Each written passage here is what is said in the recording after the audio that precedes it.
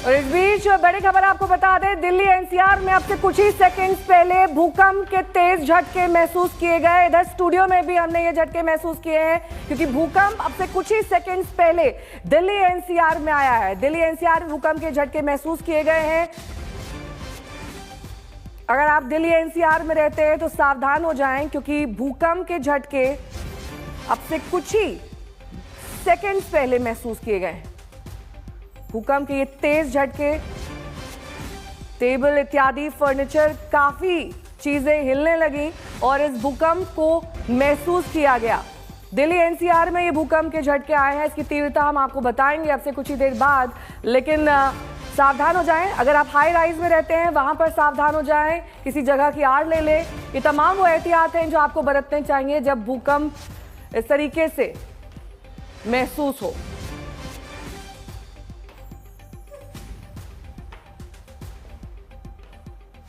तो दिल्ली एनसीआर में भूकंप आया है अब से लगभग 1 मिनट पहले। तेज झटके भूकंप के महसूस किए गए।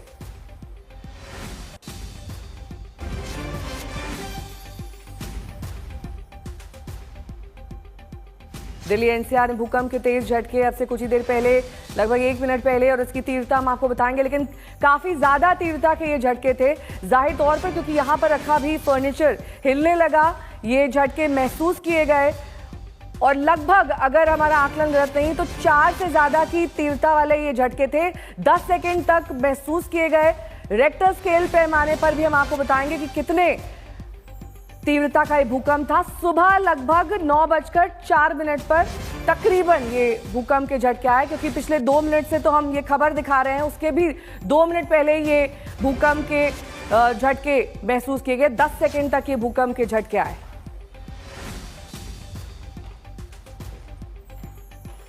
आशुतोष जुड़ गए हैं तमाम जानकारी के साथ। आशुतोष, क्या जानकारी मिल रही है? क्या तीव्रता है भूकंप के झटकों की? क्योंकि यहाँ स्टूडियो में भी हम महसूस कर पाए, टेबल इत्यादि फर्नीचर, लाइट, सब कुछ हिलने लगा।